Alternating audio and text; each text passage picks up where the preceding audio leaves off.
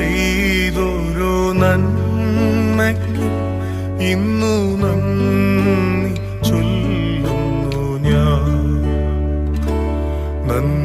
നന്ദിയോടെ ഞാൻ സ്തുതി പാടിടും എൻ്റെ